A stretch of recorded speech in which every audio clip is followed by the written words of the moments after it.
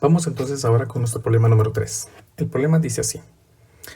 Un alambre delgado infinitamente largo con una carga Q distribuida en toda su longitud se rodea de un cilindro hueco conductor, en esta parte importante, conductor, con una carga total de menos 2Q, con radio interno A y radio externo B, donde A es menor que B.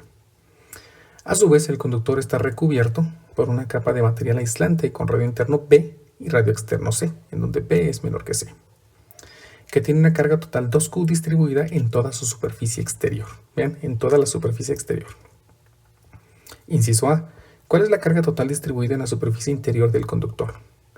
¿Cuál es la magnitud del campo eléctrico en la superficie exterior de la capa del material aislante? Inciso C. ¿Cuál es la rapidez de un electrón que se encuentra orbitando el alambre a una distancia r, perpendicular a este? Suponga que r es menor que a. Entonces vamos a hacer lo siguiente. Vamos primero a intentar dibujar cómo es nuestro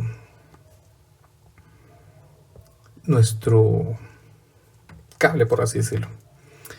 Según lo que dice ahí, tenemos aquí un material aislante que cubre un conductor. Entonces voy a suponer, vamos a hacerlo mejor, que esto es el material aislante. Aquí tenemos nuestro conductor. Suena muy extraño.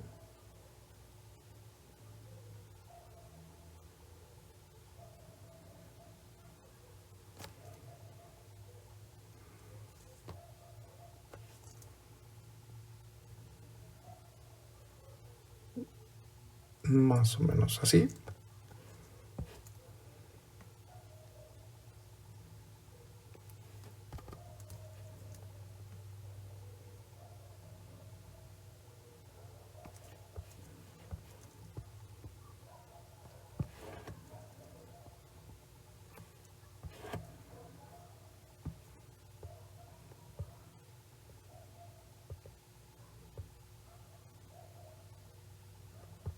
Ahí estamos, más o menos estoy tratando de hacer el objeto. Y voy a fingir que esto es el cable. Muy bien. Entonces, esta parte está vacía.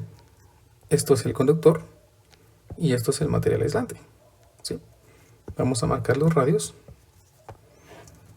Según lo que el problema indica, este es el radio A. Este es el radio B. Y finalmente, este es el radio C. ¿Verdad? Para empezar entonces, el problema necesita que nosotros determinemos cuál es la carga total distribuida en la superficie interior del conductor. La superficie interior del conductor sería la superficie que nosotros tenemos acá.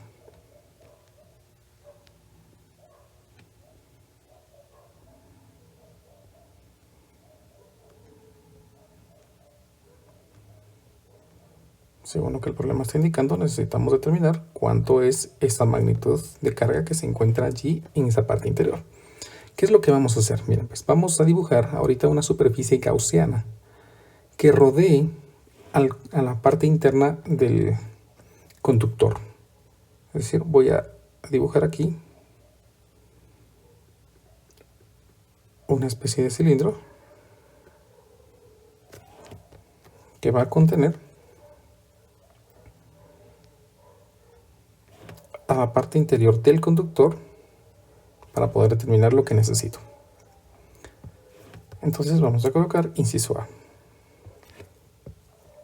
De acuerdo a la ley de Gauss, la carga interna de esta superficie gaussiana dividido epsilon sub 0 tiene que ser igual a la integral doble de superficie del producto punto entre el campo, el vector normal y el diferencial de área superficial. Debido a la distribución de la carga, que es cilíndrica, entonces estamos seguros que las líneas de campo atraviesan de manera perpendicular a cualquier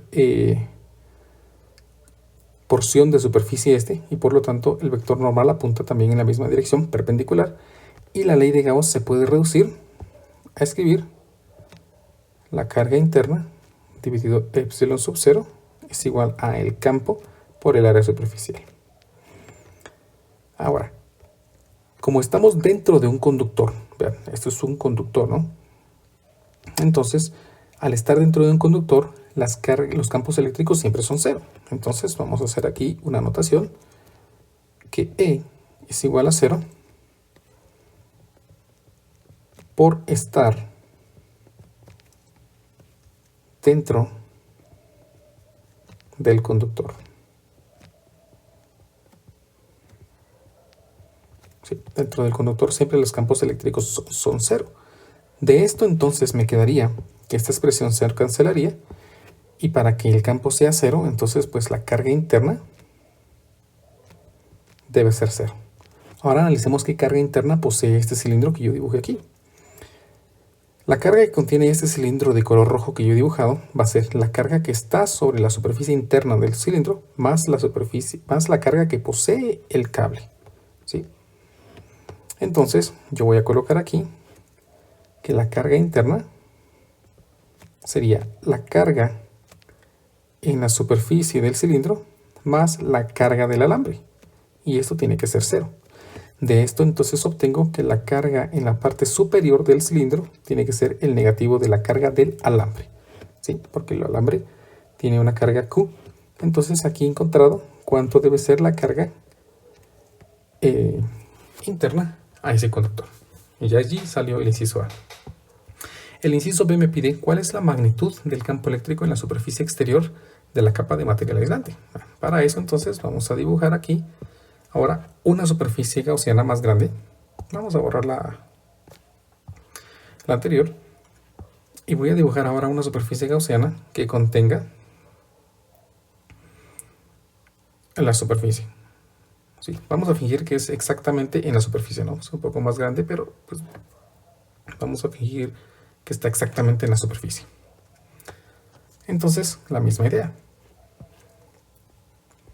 La ley de Gauss es esta expresión, pero el hecho de que las líneas de campo, al estar la carga distribuida en la superficie, las líneas de campo apuntan perpendicular a esta, y el vector normal pues también apunta en esa dirección hacia afuera, y finalmente entonces el campo y el vector normal apuntan en la misma dirección y el campo eléctrico será constante.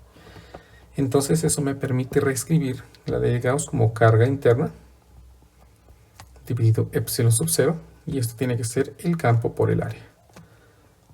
Entonces, el campo eléctrico, área superficial, para aclarar, el campo eléctrico tendría que estar dado por la carga interna dividido el área superficial por la constante epsilon sub 0. La carga interna, veamos cuánta sería. La carga interna a este cilindro es la carga sobre la superficie del aislante, más la carga que posee el conductor, más la carga del alambre. Esto sería la carga del alambre más la carga de la superficie más la carga del conductor. Es decir, la carga del alambre más la carga sobre la superficie aislante más la carga en el conductor, dividido el área superficial, que es 2pi por el radio. Como estamos en la superficie del material aislante y el radio de esto es c, entonces aquí me quedaría 2pi por el radio, que es c, por la longitud, que es L, por la constante epsilon sub 0. Finalmente, entonces, el campo eléctrico estaría dado por la carga dividido 2pi epsilon sub 0 por C por L.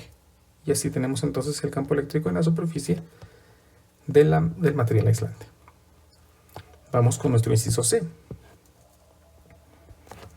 El inciso C, vamos a borrar esta superficie gaussiana, creo que ya no nos va a ser útil.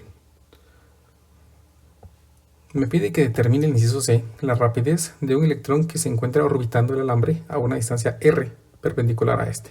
Suponga que r es menor que a, es decir, el radio es menor que a. Entonces vamos a dibujar aquí ahora una trayectoria que seguiría ese electrón. Entonces voy a dibujar aquí. Y voy a suponer que esa es la trayectoria que está siguiendo, que sería el borde de un cilindro contenido que contiene únicamente al alambre. Voy a aplicar la ley de Gauss para poder determinar el campo eléctrico. ¿Y para qué quiero el campo eléctrico? Porque el campo eléctrico me puede determinar la fuerza, y la fuerza me va a permitir determinar datos de órbitas como la aceleración centrípeta y por lo tanto la velocidad lineal. Entonces de la ley de Gauss me quedaría la carga interna dividido epsilon sub 0 es igual a el campo por el área superficial. El campo eléctrico entonces estaría dado por la carga interna dividido el epsilon sub 0 por el área superficial. La carga interna simplemente es Q, la carga del alambre, dividido la constante epsilon sub 0 por el área superficial. 2 pi por el radio, que es R, que siempre R es menor que A para el caso este, por la longitud. Ahí tengo el campo. Ahora, supónganse que esta es la órbita que está siguiendo ese electrón. Al ser circular, entonces se está creando una fuerza centrípeta hacia el centro. Esa fuerza centrípeta sería la fuerza eléctrica, dado que el cable tiene una carga Q, suponemos positiva, y el electrón una carga negativa.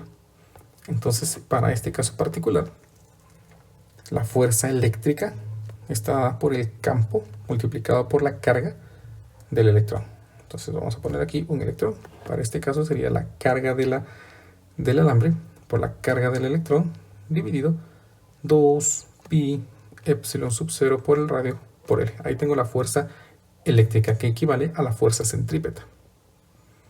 Como la fuerza centrípeta recordarán que se calcula como masa por aceleración centrípeta, entonces obtendría aquí que la aceleración centrípeta es la carga del alambre por la carga del electrón dividido 2 pi por la masa del electrón por la constante epsilon sub 0 por el radio por la longitud. Finalmente recordarán que la aceleración centrípeta es la velocidad al cuadrado dividido el radio. Y noten algo bien peculiar, y es que entonces aquí puedo cancelar los radios y finalmente la velocidad o la rapidez con la que estaría orbitando sería la raíz cuadrada de la carga del alambre por la carga del electrón dividido 2 por pi por la masa del electrón por la constante epsilon sub 0 por la longitud, y así hemos finalizado nuestro problema.